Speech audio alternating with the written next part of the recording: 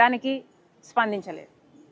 అలాగే సీసీటీవీ ఫుటేజ్లు చాలా చోట్ల 5-6 గంటల మధ్యలో 60 లక్షల ఓట్లు, మహారాష్ట్రలో అయితే 60 లక్షల ఓట్లు between 5 PM and 6 PM poll అయ్యాయి. అవి ఎవరు వేశారు చూద్దాము అంటే సీసీ ఫుటేజీలు లేవు.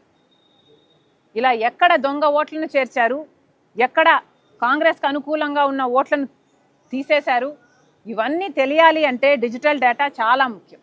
కానీ ఇవేవి అందించడంలో కానీ, సహకరించడంలో కానీ, నిజాలను బయటపెట్టే విషయంలో కానీ ఈసీఐ ఏ మాత్రం సహకరించడం లేదు. కాబట్టే ఈరోజు ఇంత పెద్ద ఎత్తున కాంగ్రెస్ పార్టీ, ఇండియా కూటమి ఈ పోరాటాన్ని చేస్తుంది. ఈ పోరాటంలో భాగంగానే ఓట్ చోర్ గద్దీ చోడ్ అనే క్యాంపెయిన్ కాంగ్రెస్ పార్టీ చేపట్టింది. అందులో భాగంగానే ప్రతి రాష్ట్రంలోనూ సంతకాల సేకరణ ప్రజల దగ్గర నుంచి వాళ్ళ మద్దతు కోరుతూ ఓట్లు చోరీ కాకుండా కాపాడే విషయంలో కాంగ్రెస్ పార్టీ చేస్తున్న ఈ పోరాటంలో వాళ్ళు కూడా మద్దతు ఇచ్చి వాళ్ళు కూడా సంతకం అడుగుతూ ప్రతి రాష్ట్రంలో ఈ సిగ్నేచర్ క్యాంపెయిన్ కాంగ్రెస్ పార్టీ చేపట్టింది.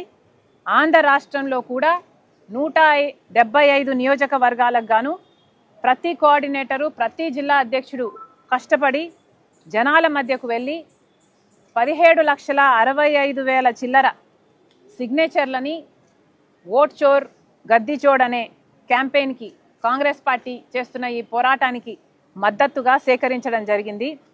అదే ఇక్కడ నా వెనకాల ట్రక్లో మీకు కనిపిస్తున్న సంతకాల సేకరణ ఫామ్స్. ఒకటి అమ్మా నాకు అది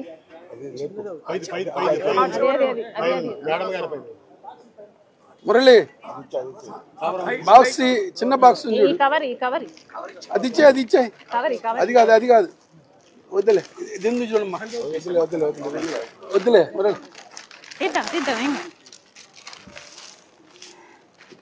కవర్ సరిపోతుంది. అది పట్టుకోనా, అది తీసుకోనా.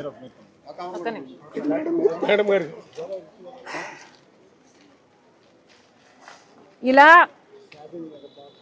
ఆంధ్ర రాష్ట్రానికి చెందిన కాంగ్రెస్ పార్టీ నాయకులు, కాడరు అందరూ కలిసి 175 నియోజకవర్గాలలో జనాల మధ్య తిరిగి ప్రతి మార్కెట్లో జనాలు ఎక్కడైతే గుంపుగా ఉంటారో అక్కడికి వెళ్ళి బీజేపీ పార్టీ ఈసీఐ ఓట్ చోరీకి ఎలా పాల్పడుతుందో వాళ్ళకు చెప్పి ట్రాక్లు ఇచ్చి వాళ్ళ మద్దతు సేకరించి ఇలా